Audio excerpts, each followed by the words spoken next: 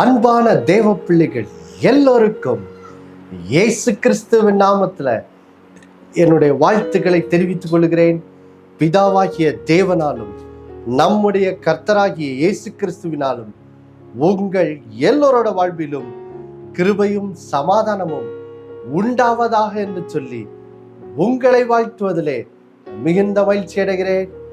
தேவ பிள்ளைகளே, நாம் 1 தீமோத்தேயு 6:11 பண ஆசை என்னும் பாவத்தை மேற்கொள்ள வசனம் சொல்லுகிறது போல எப்படி நீதியும் தேவபக்தியும் விசுவாசத்தையும் அன்பையும் பொறுமையும் சாந்த குணத்தையும் அடையும்படி எப்படி நாடுவது என்ற சத்தியத்தை நாம் பார்த்து வருகிறோம். வாசிக்க கேட்கலாம். 1 தீமோத்தேயு 6:10 11. பண ஆசை எல்லா தீமைக்கும் வேறாயிருக்கிறது. சிலர் அதை இச்சித்து விசுவாசத்தை விட்டு வலுவி அநேக வேதனைகளாலே தங்களை உருவ குத்தி கொண்டிருக்கிறார்கள்.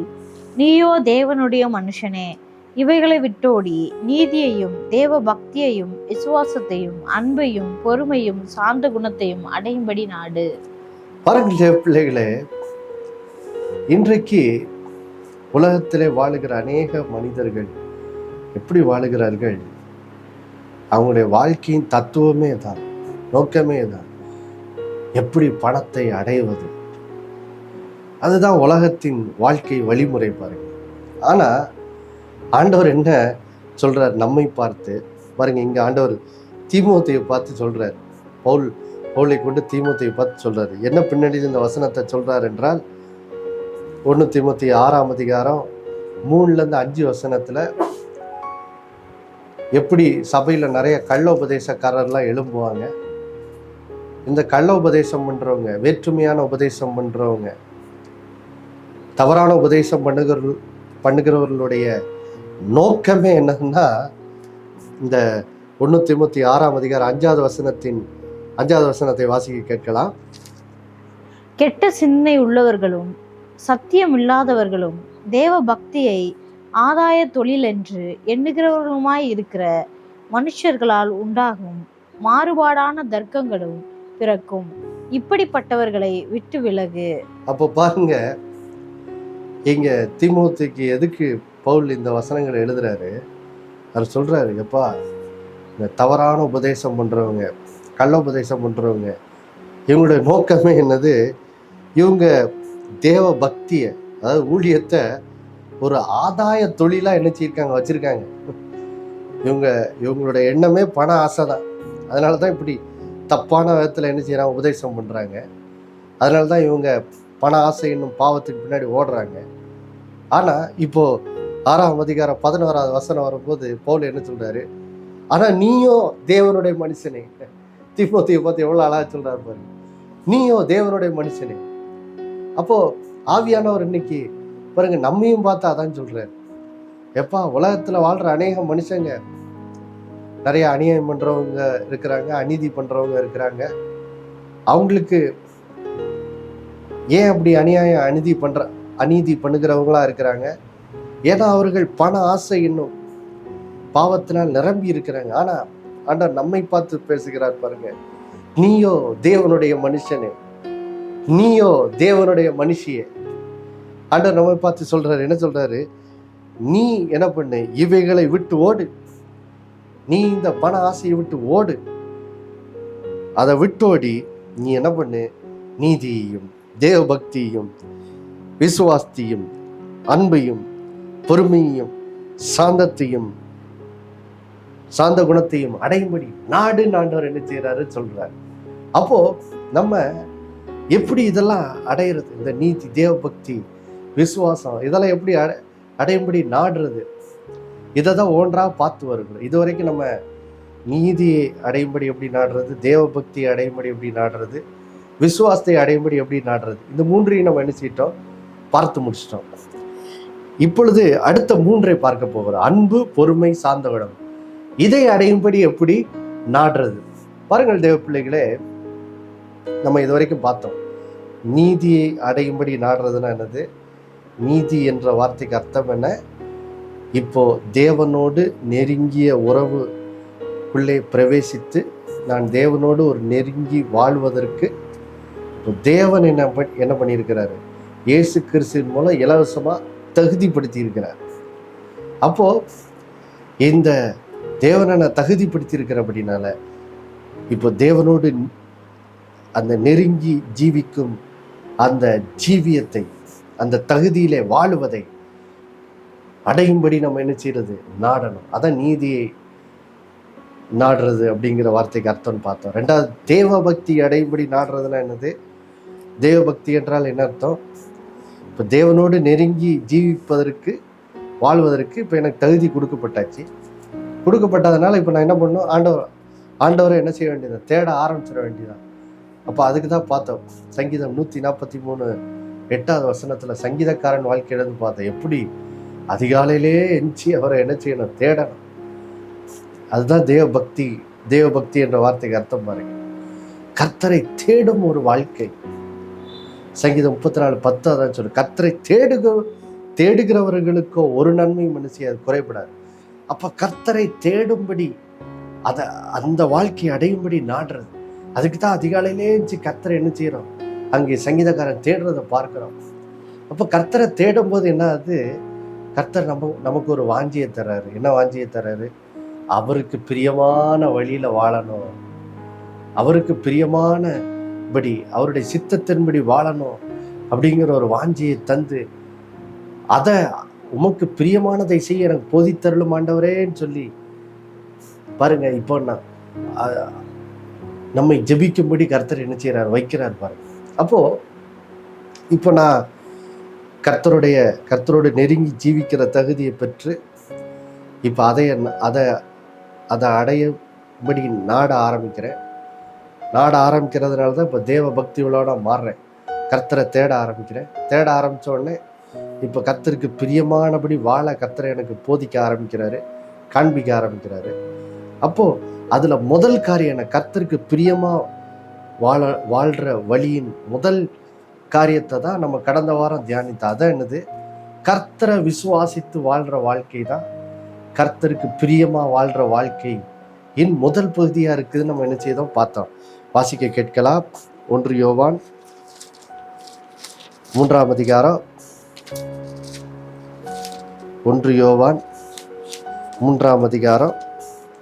23. நாம் அவருடைய குமாரனாகிய இயேசு கிறிஸ்துவின் நாமத்தின் மேல் விசுவாசமாயிருந்து அவர் நமக்கு கட்டளையிட்டபடி ஒருவரில் ஒருவர் அன்பாய் இருக்க வேண்டும் என்பதே அவருடைய கற்பனையாய் இருக்கிறது. அப்போ பாருங்கள் தேவ பிள்ளைகளே, கர்த்தருக்கு பிரியமா நடக்கிற அந்த நடக்கையின் முதல் பகுதி என்னது, கர்த்தருக்கு பிரியமா நடக்கிறது. அது எப்படி கர்த்தருக்கு பிரியமா வாழ்றது அப்படிங்கிற அந்த சத்தியத்தை குறித்து பேசும்போது தான் இங்க ஆண்டவர் சொல்றாரு, கர்த்தருக்கு பிரியமா எப்படி வாழ்றதா. முதலாவது அதுல முதல் பகுதி என்னதான், நம்ம அவருடைய குமாரனாகிய இயேசு கிறிஸ்து நாமத்தின் மேல் விசுவாசமா என்ன செய்யணும், வாழணும். அதுக்கு அர்த்தத்தை கடந்த வாரத்துல பார்த்தா, நம்மளோட வாழ்வில் எல்லா காரியத்திலையும் அவருடைய வாக்கு தத்தத்தை விசுவாசித்து நம்முடைய வாழ்வின் காரியங்களை செய்வது தான் என்னது, கர்த்தரை விசுவாசித்து வாழ்றது என்பதன் அர்த்தங்கிறத நம்ம என்ன செய்தோம் பார்த்தோம்.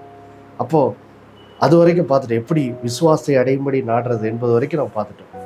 இப்போ இந்த வசனத்தின் பின்பகுதி எதை பத்தி பேசுது, அன்பை எப்படி அடையும்படி நாடணுங்கிறத பத்தி பேசுது. அப்போ கர்த்தருடைய கற்பனை என்ன, நாம் அவருடைய குமாரனாகிய இயேசு கிறிஸ்து நாமத்தின் மேல் விசுவாசமா இருந்து, அடுத்தது என்னதான், அவர் நமக்கு கட்டளையிட்டபடி ஒருவரில் ஒருவர் நம்ம என்ன செய்யணும், அன்பா இருக்க வேண்டும். நாம் ஒருவரில் ஒருவர் அன்பா இருக்க வேண்டும் என்பதுதான் தேவனுடைய கற்பனையாக என்ன செய்கிறது, இருக்கிறது. பாருங்கள் தேவ பிள்ளைகளே, இயேசு பழைய ஏற்பாட்டில் கொடுக்கப்பட்ட இந்த 10 கற்பனைய பாருங்க ஒரே வார்த்தையில சுருக்கி பாருங்க தம்முடைய சீஷர்களுக்கு என்ன செய்யறாரு, கொடுக்கிறார். அதை யோவான் 13:33-34 வாசிக்கிறோம் பாருங்க. 1 யோவான் சுவிசேஷ புஸ்தகம் 13 அதுல 33 வாசிக்க கேட்போம். பிள்ளைகளே, இன்னும் கொஞ்ச காலம் நான் உங்களுடனே கூட இருப்பேன். நீங்கள் என்னை தேடுவீர்கள். ஆனாலும் நான் போகிற இடத்துக்கு நீங்கள் வரக்கூடாதென்று நான் யூதரோடே சொன்னது போல இப்பொழுதும் உங்களோடும் சொல்லுகிறேன். இப்ப அடுத்த வசனம், நீங்கள் ஒருவரில் ஒருவர் அன்பாயிருங்கள். நான் உங்களில் அன்பாயிருந்தது போல நீங்களும் ஒருவரில் ஒருவர் அன்பாயிருங்கள் என்கிற புதிதான கட்டளையை உங்களுக்கு கொடுக்கிறேன். பாருங்க, இங்க இயேசு கிறிஸ்து 10 கற்பனைய பாருங்க ஒரே இதுல சுருக்கி ஒரே கற்பனையா சீஷர்களுக்கு என்ன செய்யறாரு, கொடுக்கிறார். மத்தேயு, மார்க்ல அவர் அந்த கற்பனையை 2 கற்பனையா சொல்றாரு. உன் தேவனாய கர்த்தரிடத்தில் முழு இருதயத்தோடும் முழு ஆத்மாவோடும் முழு மனதோடும் முழு பலத்தோடும் அன்பு கூறுவாயாக சொல்லிட்டு, அடுத்தது உன்னிடத்தில் அன்பா இருக்கிற போல நீ பிறனிடத்திலும் என்னது அன்பா இருன்னு சொல்லி ஆண்டவர் சொல்றாரு. அந்த அந்த 2 கற்பனையை தான் இங்க ஒரே வார்த்தையில சுருக்கி என்ன செய்யறாரு சொல்றாரு. என்ன சொல்றாரு இங்க ஆண்டவர் சொல்றாரு, நான் உங்களில் அன்பா இருந்தது போல. ஆண்டவர் சொல்றாரு தம்முடைய சீஷர்களை பார்த்து, நான் உங்களில் அன்பா இருந்தது போல நீங்களும் ஒருவரில் ஒருவர் அன்பா இருங்கள் என்கிற புதிதான கட்டளையை உங்களுக்கு என்ன செய்யறேன், கொடுக்குறேன்னு சொல்றாரு. அப்போ இன்னைக்கு நமக்கு கொடுக்கப்பட்டிருக்கிற கட்டளை கற்பனை என்னது, அந்த மொத்த 10 கற்பனை ஒரே வார்த்தையில இங்க சொல்றாரு. என்ன சொல்றாரு, அந்த 10 கற்பனைகளுடைய சாராம்சம் கருப்பொருள் இதுதான். அது என்னது, நான் உங்களிடத்தில் அன்பா இருக்கிறது போல நீங்களும் ஒருவரில் ஒருவர் என்ன செய்யுங்க, அன்பா இருங்கள் என்பதே என்னது கட்டளையா நமக்கு என்ன செய்யறாரு, கொடுக்கிறாரு. பாருங்க, அப்போ பாருங்கள் தேவ பிள்ளைகளே, இன்றைக்கு கிறிஸ்துவுக்குள் இருக்கிற தேவனுடைய பிள்ளைகளாகிய நம்முடைய வாழ்க்கையின் நோக்கமே என்ன? இந்த உலகத்துல நம்ம எதுக்காக வாழ்றோம்? எதுக்காக கர்த்தரை நம்பி நம்ம வாழ்றோம்? ஏன்னா தேவன் நாம் ஒருவரிடத்தில் ஒருவர் அன்பு கூறுவதன் மூலமாக இந்த கண்ணிலே காண முடியாத தெய்வத்தை வெளிப்படுத்துவதற்காகத்தான் கர்த்தர் நம்மளை இந்த உலகத்துல என்ன செய்திருக்கிறார், வைத்திருக்கிறார். இந்த கட்டளையில் ஆண்டவர் சொல்றது போல நாம் ஒருவரிடத்தில் ஒருவர் அன்பு கூறும் போது என்ன ஆகுது, நம்ம தேவனை இந்த உலகத்துக்கு என்ன செய்யறோம், வெளிப்படுத்துகிறோம். இயேசுவை இந்த உலகத்துக்கு என்ன செய்யறோம், வெளிப்படுத்துகிறோமா. பாருங்க, இப்போ அதே யோவான் 13ல 35வது வசனத்தை வாசிக்க கேட்போம். நீங்கள் ஒருவரில் ஒருவர் அன்புள்ளவர்களாய் இருந்தால் அதனால் நீங்கள் என்னுடைய சீஷர்கள் என்று எல்லாரும் அறிந்து கொள்வார்கள் என்றார். பாருங்க, நம்ம எப்போ ஒருவரில் ஒருவர் அன்பு கூறுறோமோ அப்போ என்ன ஆகுதா, நம்மை சுற்றி இருக்கிற ஜனங்கள் நாம் இயேசுவினுடைய சீஷர்கள் என்பதை என்ன செய்வாங்க, அறிந்து கொள்வாங்க. ஏன்னா இன்னைக்கு உலகம் இயேசுவை எப்படி அறிந்து கொண்டது பாருங்க. இந்திய தேசத்துல கூட, நம்ம தமிழ்நாட்டுல கூட இன்னைக்கும் இயேசுவை குறித்த போதனையில எல்லாரும் தெரிந்திருக்கிற ஒரு ஒரு ஒரு வசனம்னா அது இயேசு மலை பிரசங்கத்துல சொன்ன அந்த வார்த்தைகள் தான். அது எல்லாருக்கும் தெரியும். ஏன்னா எல்லாருமே அதை என்ன செய்வாங்க, மேற்கோள் காட்டுவாங்க. பாருங்க, மத்தேயு 5ஆம் அதிகாரத்துல, மத்தேயு 5ஆம் அதிகாரத்துல இப்போ 39வது வசனத்தை வாசிக்கலாம். நான் உங்களுக்கு சொல்லுகிறேன், தீமையோடு எதிர்த்து நிற்க வேண்டாம். ஒருவன் உன்னை வலது கன்னத்தில் அறைந்தால் அவனுக்கு மறு கன்னத்தையும் திருப்பி கொடு. பாருங்க, இயேசு கிறிஸ்து இந்த உலகம் எப்படி அறிந்திருக்கிறது, அவர் வெளிப்படுத்திய அந்த அன்பை, இயேசு தம்முடைய அன்பை தம்முடைய வார்த்தைகள் மூலமாக, தாம் செய்த அற்புதங்களின் மூலமாக, எல்லாவற்றுக்கும் மேலாக அவருடைய சிலுவை மரணத்தின் மூலமாக இயேசு தம்முடைய அன்பை ஜனங்களுக்கு என்ன செய்தார், வெளிப்படுத்தினார். அப்போ இயேசு என்றாலே ஜனங்களுக்கு முதல்ல ஞாபகம் வர்றது என்னது, அன்பு தான். அதுவும் குறிப்பா இந்த இயேசு அன்பின் நடக்கையை குறித்து சொல்லுகிற இந்த வார்த்தைகளின் மூலமாக இயேசு எல்லாருக்குமே என்னது தெரியும். பாருங்க, ஒருவன் உன்னை வலது கன்னத்தில் அறைந்தால் அவனுக்கு மறு கன்னத்தை என்ன செய், திருப்பி கொடு. இயேசு சொல்ற இந்த அன்பின் நடக்கையை குறித்த இந்த வார்த்தைகள் மூலமா தான் இன்னைக்கு அநேகர் இயேசு அறியாதவங்க கூட இந்த வார்த்தைகளின் மூலமாக தான் இயேசு என்ன செய்கிறாங்க, அறிந்து கொள்கிறாங்க. ஆமாம், இயேசு என்றாலே அன்புதான்ப்பா. அதனால தான்ப்பா அவர் சொல்லியிருக்காரு, ஒரு கணத்தை காட்டினா மறு கணத்தை என்ன செய்ய கூடு, திருப்பி கூடு.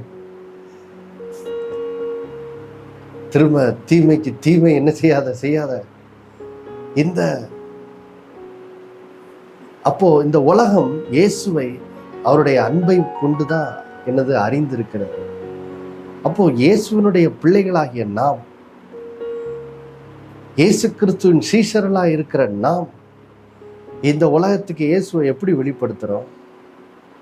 அவருடைய அன்பிலே நாமும் நடக்கும்போது, அவருடைய அன்பின் சுபாவத்திலே நாம் நடக்கும்போது என்ன ஆகுது?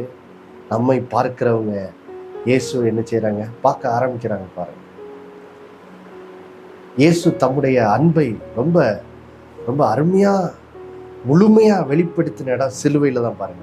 பாருங்க, அதுவும் இயேசு சிலுவையில சொன்ன அந்த முதல் வார்த்தை, இயேசுனுடைய அன்பை இந்த உலகத்துக்கு பரிபூர்ணமா என்ன செய்து வெளிப்படுத்தியது. பாருங்க, லூக்கா 23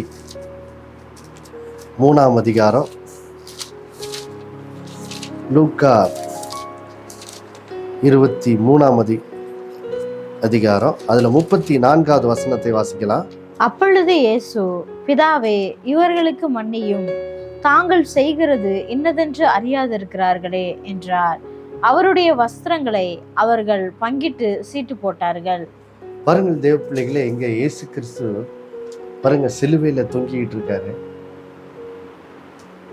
தாம் ஊழியம் செய்த அந்த இஸ்ரேல் மக்கள், அந்த ஜனத்தின் மூப்பர், பிரதான ஆசாரியர்கள் எல்லாரும் இயேசு என்ன செய்யிட்டாங்க, நிராகரிச்சிட்டாங்க. இயேசு ஒரு தேசத்தின் ஜனங்களுக்கே நன்மை செய்தார். ஆனா அந்த இயேசு செய்த நன்மையை பெற்றுக்கொண்ட அந்த ஜனங்கள் இப்போ அவரை சிலுவையில் அறைய வேண்டும் என்று என்ன செய்தார்கள்? அவர்கள்தான் இயேசுவை சிலுவையில் அறையும்படி பாருங்க அன்றைக்கு கத்துறாங்க. இயேசு சிலுவையில் அறையும், பரபாசை எங்களுக்கு விடுவீங்கன்னு என்ன செய்தாங்க, கேட்டாங்க. பாருங்க, யோசிச்சு பாருங்க, இயேசு அந்த எல்லா ஜனங்களுக்கும் நன்மை செய்தார். அநேக வியாதியஸ்தர்களை சொஸ்தமாக்கினார். ஆனா அந்த ஜனங்கள் இயேசுவை சிலுவையில் அறையும் என்று சொல்லி அவர்கள் அங்கே சொல்லுகிறதை பார்க்கிறோம். அடுத்தது ரோமர்கள், அந்த ரோம இராணுவ வீரர்கள் எல்லாரும் இயேசுவை அவமானப்படுத்தி கேவலமா பேசி அவரை அடிக்கிறார்கள். இப்படி பாருங்க, எல்லா ஜனங்களும் இயேசு எல்லா ஜனங்களுக்கும் நன்மை செய்கிறார். ஆனா அவர் செய்த நன்மைக்கு அந்த ஜனங்கள் செய்த மறு உத்தரவு என்ன? எல்லாரும் அவருக்கு தீமை தான் செய்தாங்க, அவரை சிலுவையில் அறைந்தார்கள். ஆனா இயேசு பாருங்க, தம்மை சிலுவையில் அறைந்த அந்த ஜனங்களுக்காக பிதாவினிடத்தில் வேண்டிக் கொள்ளுகிறதை பார்க்கிறோம். எப்படி வேண்டிக் கொள்ளுகிறார்? பிதாவே, இவர்களுக்கு மன்னியும், பிதாவே இவர்களுக்கு மன்னியும். என்னை நிராகரித்த இந்த இஸ்ரேல் ஜனங்கள், என்னை நிராகரித்த இந்த ஜனத்தின் மூப்பர், பிரதான ஆசாரியர், என்னை சிலுவையில் அறைந்த இந்த ரோமர்கள், இந்த ரோம வீரர்கள் எல்லாரையும் மன்னியும் அப்படின்னு சொல்லி தம்மை சிலுவையில் அறைந்த ஜனங்களுக்காக அவர்களை மன்னியும் என்று சொல்லி வேண்டிக் கொள்வதை என்ன செய்கிறோம் பார்க்கிறோம். இந்த இடத்துலதான் இயேசு கிறிஸ்துவினுடைய அன்பு பாருங்க முழுமையாக பார்க்க முடிகிறது. எவ்வளவு பெரிய அன்பு பாருங்க. தனக்கு துரோகம் செய்த ஜனங்களுக்காக அவர் வேண்டிக் கொண்டு, ஆண்டவரே இவர்களை மன்னியும் என்று சொல்லி அவர்களுக்காக என்ன செய்கிறார், வேண்டிக் கொள்கிறார். அப்ப இதுதான் பாருங்க இயேசு கிறிஸ்துவினுடைய சுபாவம். அவர் அன்பாகவே என்ன செய்கிறார், இருக்கிறார். அதான் 1 யோவான் 4:18 வாசிக்கிறோம். தேவன் அன்பாகவே இருக்கிறார். அப்போ தேவன் அன்பாகவே இருக்கிறபடினால இப்போ பாருங்க, நாமும் இந்த தேவனுடைய அன்பின் சுபாவத்திலே நடந்து நாம் ஒருவரிடத்தில் ஒருவர் அன்பா இருக்கும்போது பாருங்க, இப்போ நம்மை பார்க்கிறவர்கள் நம்மை பார்க்க மாட்டாங்க, நாம் சேவிக்கும் இயேசுவை என்ன செய்வாங்க? பார்ப்பாங்க. பிரியமானவர்களே, இது ரொம்ப உண்மை. பாருங்க, ஒரு முறை நான் இருக்கும் வீட்டிற்கு பின்பகுதியிலே ஒரு எம்டி லேண்டு உண்டு. அதில் அந்த லேண்ட் ஓனர்ஸ் வந்து பார்த்திங்கன்னா அந்த மாடுக்கு போடுற வைக்கோல் எல்லாம் வச்சுருந்தாங்க. அப்போது ஒரு நாள் அது ஒரு 3-4 மாதங்களுக்கு முன்பாக அந்த வைக்கோலில் தீ பற்றி எரிந்தது பாருங்கள். அப்போது நாங்கள் உடனே ஓடி போய் அந்த வீட்டு ஓனர்லாம் தேடி போய் அவங்கள கூப்பிட்டோம். அப்புறம் அவங்க வந்தாங்க. வந்து அப்புறம் ஃபயர் டிபார்ட்மெண்ட்லேருந்து ஆட்கள் வந்தாங்க பாருங்கள். அப்போது அந்த தெருவுக்குள்ளே ஃபயர் என்ஜின் வர முடியாதபடி தெரு ரொம்ப குறுகலாக இருந்தபடினால அவர்கள் வீட்டு பக்கத்தில் ஏதாவது கிணறு இருக்குமா, கிணத்துல தண்ணி எடுத்து அங்கே அடித்து அந்த அந்த நெருப்பை அணைத்து விடுவோம்னு சொல்லி தேடின போது எங்கள் வீட்டில் ஒரு சின்ன கிணறு இருந்துச்சு. அப்போ அந்த கிணத்தை அவங்க பயன்படுத்தி அதிலிருந்து தண்ணி எடுத்து அந்த தண்ணி அடித்து அந்த நெருப்பை அணைத்தார்கள். அப்போ எல்லாம் முடிந்த பிறகு ஒரு தீயணைப்பு வீரர், நீங்கள் என்ன பண்ணுறீங்க அப்படின்னு என்னிடத்துல விசாரித்து கொண்டிருந்தார். அப்போ நான் இந்த மாதிரி ஊழியம் செய்கிறேன் அப்படின்னு சொன்னோடனே அவர் சொன்ன ஒரு வார்த்தை, ஓ நீங்கள், ஏன்னா அன்னைக்கு சில உதவிகள், அந்த நேரத்தில் பல உதவிகள் நாங்கள் அந்த நேரத்தில் செய்திருந்தனால அதெல்லாம் ஒரு ஆரம்பத்துலேருந்து எல்லாம் பார்த்துட்டு கடைசியில் எல்லாம் முடிஞ்ச அப்புறம் எல்லாம் பார்த்துட்டு நீங்கள் என்ன பண்ணுறீங்க, ஊழியம் செய்கிறீங்களா அப்படின்னு சொன்னோடனே, ஓ நீங்கள் ஊழியம் செய்கிறவங்களா, அதனால தான் இப்படிலாம் உதவி செய்திருக்கீங்களா அப்படின்னு சொல்லி அவர் முடிவில் சொன்ன ஒரு வார்த்தையை சொன்னார் பாருங்க. அப்போ யோசித்து பாருங்க, நம்ம அன்பிலே நடக்கும்போது பாருங்கள் தேவ பிள்ளைகளே, தேவனை அறியாதவர்கள் நம்மை பார்ப்பதில்லை, நமக்குள் இருக்கிற இயேசுவை அவர்கள் என்ன செய்கிறார்கள்? கண்டுகொள்கிறார்கள். பாருங்க, நாம் அன்பாய் நடக்கும்போது பாருங்க, நாம வெளிப்பட மாட்டோம், நமக்குள்ள இருக்கிற இயேசு நம்மில் இருந்து கொண்டு என்ன செய்கிறார்? வெளிப்படுகிறார். இவர்கள் இயேசுவின் சீஷர்கள் தான் என்று சொல்லி உலகத்தார் மூலம் என்ன செய்கிறார்? அறிந்து கொள்கிறார்கள். பாருங்க, இதை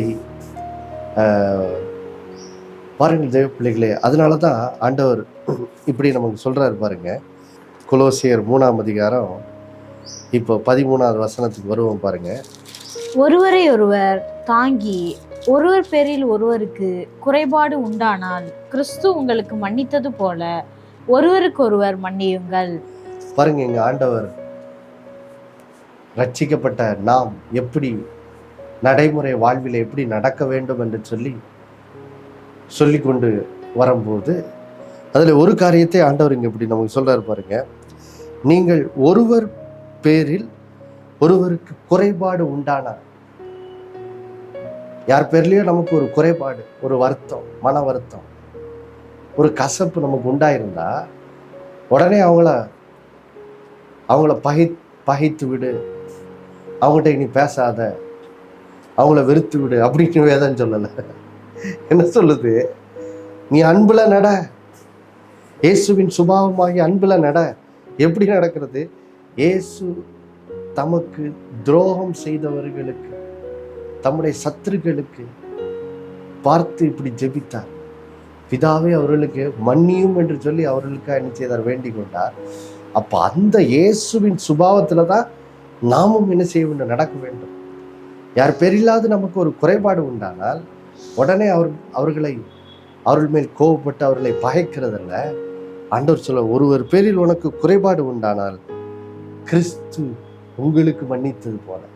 எப்படி சிலுவையிலே தொங்கிக் கொண்டு தம்மை சிலுவையில் அறைந்தவர்களுக்காக இயேசு வேண்டி அவர்களை மன்னியும், இவர்களுக்கு மன்னியும் என்று பிதாவினிடத்தில் வேண்டிக் கொண்டாரோ, அந்த இயேசுவின் சுபாவத்தில் நாமும் என்ன செய்ய வேண்டுமா? நடக்க வேண்டுமா? பாருங்க, கிறிஸ்து எப்படி அந்த சிலுவையில் இருந்து கொண்டு சிலுவையின் அத்தனை வேதனைகளின் நடுவிலே அவர் அனுபவித்து கொண்டு தமக்கு துரோகம் செய்த ஜனங்களை அவர் எப்படி மன்னித்தாரோ, அதே போல நாமும் பிறரை மன்னிக்கும்படி கர்த்தர் நம்ம என்ன செய்கிறார்? அழைக்கிறார். அப்போ ஆண்டவர் சொல்றாரு பாருங்க, நம்ம 1 தீமோத்தேயு 6:11 பார்த்துட்டோம். நீதி அடையும்படி நாடு, தேவபக்தி அடையும்படி நாடு, விசுவாசத்தை அடையும்படி நாடு, இப்போ இப்படிப்பட்ட அன்பின் நடக்கையை அடையும்படி நாட கர்த்தர் நம்மை அழைக்கிறார். இதற்கு கர்த்தர் தாமே நமக்கு உதவி செய்வாரா? ஜெபிக்கலாமா? அன்புள்ள பரலோக பிதாவே, ஆண்டவரா இயேசு நாமத்துல வருகிறோப்பா. இந்த நாளில் கேட்ட நல்ல வார்த்தைகளுக்காக நன்றி ஆண்டவரே. எப்படி அன்பிலே நடப்பது என்று சொல்லி எங்களுக்கு அருமையாய் கற்றுக் கொடுத்தீர, ஸ்தோத்திரம். இந்த தேவ அன்பிலே நடக்க, இந்த ஒருவரிடத்தில் ஒருவர் அன்பு கூறுகிற இந்த கற்பனையிலே நடக்க உம்முடைய பிள்ளைகளுக்கு இந்த நாள்ல இருந்து உதவி செய்யுங்கப்பா, உதவி செய்யுங்க. ஒருவரிடத்தில் ஒருவர் அன்பு கூறும்போது ஆண்டவரே, எங்களை சுற்றி இருக்கிறவர்கள் இவர்கள் இயேசுவின் சீசர்கள் என்று சொல்லி அறிந்து கொள்கிறார்கள். ஆமாப்பா, குறிப்பாக இன்றைக்கு தொழில் செய்கிறவர்கள், வேலை செய்கிறவர்கள் ஆண்டவரே, அந்த வேலையிலே, அந்த செய்கிற தொழிலே பண ஆசைக்கு இடம் கூடாமல் அந்த செய்யும் வேலையிலே, தொழிலே உம்முடைய அன்பிலே நடக்க நாட இந்த பிள்ளைகள் ஒவ்வொருத்தருக்கும் உதவி செய். அதன் மூலம் செய்கிற வேலையிலே, செய்கிற தொழிலே பண ஆசை என்னும் அந்த பாவம் சோதனை அவர்களுக்கு வரும்போது உம்முடைய அன்பிலே நடக்க அவர்கள் நாடி அந்த பண ஆசை என்னும் பாவத்தை அவர்கள் மேற்கொள்ள ஒவ்வொருத்தருக்கும் உதவி செய்யுங்க. அப்படியே நீ செய்ததுக்காக நன்றி. இயேசுவின் மூலம் வேண்டிக் கொள்கிற நல்ல பிதாவே, ஆமென். மறுபடியும் அடுத்த வாரம் உங்களை சந்திக்கும் வரை நினைப்பூட்டுகிறேன், இயேசுவே ஆண்டவர். ஒவ்வொரு நாளும் அவர் மேல் விசுவாசம் வைத்து வாழுங்கள். ஆமென்.